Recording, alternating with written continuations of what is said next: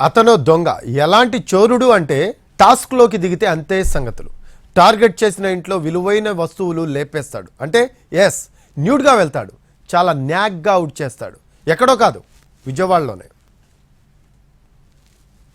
ముసుగు వేసుకుని దొంగతనాలు చేసిన వాళ్లను చూశాం. మాస్కులవి కట్టుకుని చోరీలు చేసిన వాళ్లను గమనించాం. చిట్టి గ్యాంగుల గురించి, బనియన్ బ్యాచ్ల గురించి విన్నాం. కానీ ఇతను ఆ జాతికి చెందిన దొంగ కాదు. ఈయనగారి స్కూలే వేరు. అసలు ఆ కాన్సెప్టే వేరు. దాని గురించి తెలుసుకునే ముందు ఇతనెవరో, ఆయన బ్యాక్గ్రౌండ్ ఏంటో ఒకసారి చూద్దాం. ఇదిగో ఇతనే కంచర్ల మోహన్ రావు. సొంతూరు గుంటూరు జిల్లా పొన్నూరు. చిన్నప్పటి నుంచే చోరకళ అబ్బింది. చాలాసార్లు జైలుకి వెళ్లి వచ్చాడు. ఒకసారి చోరీ చేస్తే 2 ఏళ్ల వరకు ఖాకీలకు పట్టుబడాడు. మొన్ననే చర్లపల్లి జైలు నుంచి విడుదలయ్యాడు. కాకినాడ జిల్లా మరువాడకు షిఫ్ట్ అయ్యాడు. అక్టోబర్ 10న విజయవాడ రూరల్ మండలం ప్రసాదంపాడులో ఉన్న ఒక అపార్ట్మెంట్ను సెలెక్ట్ చేసుకున్నాడు. తాళం వేసి ఉన్న ఓ ఫ్లాట్కు స్కెచ్ వేశాడు. లోపలికి వెళ్లి నగలు డబ్బులు మూటగట్టాడు. అదే అపార్ట్మెంట్ వెనక వైపు ఉన్న మరో ఇంట్లో చోరీ చేశాడు. ఈ 2 ఘటనలపై పట్టమట పోలీస్ స్టేషన్లో కేసు నమోదైంది. సీసీ కెమెరాల ఫుటేజ్ పరిశీలించిన పోలీసులు షాక్ అయ్యారు.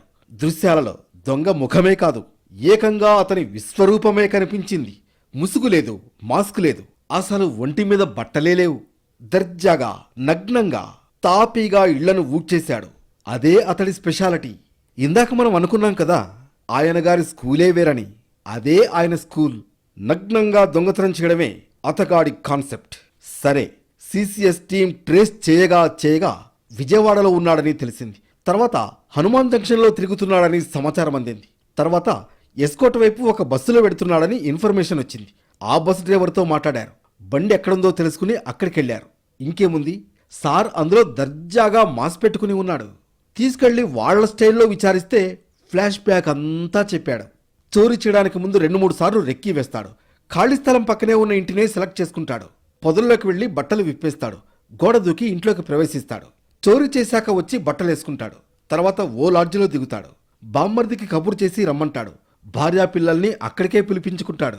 కాజేసిన సొమ్మును ఆమె చేతికిచ్చేస్తాడు. కాసేపు వారితో ముచ్చట్లాడి ఇంకో చోటికి వెళ్లిపోతాడు. ఏపీలో రెగ్యులర్ దొంగతనాలు. అప్పుడప్పుడు వెకేషన్ మీద తెలంగాణకు వచ్చి చోరీలు. స్టేట్ మొత్తం కలిపితే 40 కేసులు దాకా ఉన్నాయి. హైదరాబాద్లో కూడా దొంగ సొమ్ముతో తుని దగ్గర ఈ మధ్యనే 80 లక్షలతో మంచి ఇల్లు లేపాడు. ఎలివేషన్ వర్క్ అది నడుస్తోంది. అంతా బానే ఉంది. కానీ తనను ఎలా పట్టుకున్నారో చెప్పాలంటూ పోలీసుల్ని ప్రశ్నించాడు. చెప్పండి ప్లీజ్ అంటూ చాలాసార్లు అడిగాడు. ఎందుకంటే ఇంకోసారి దొరక్కుండా వేరే అవతారంలో రావడానికట.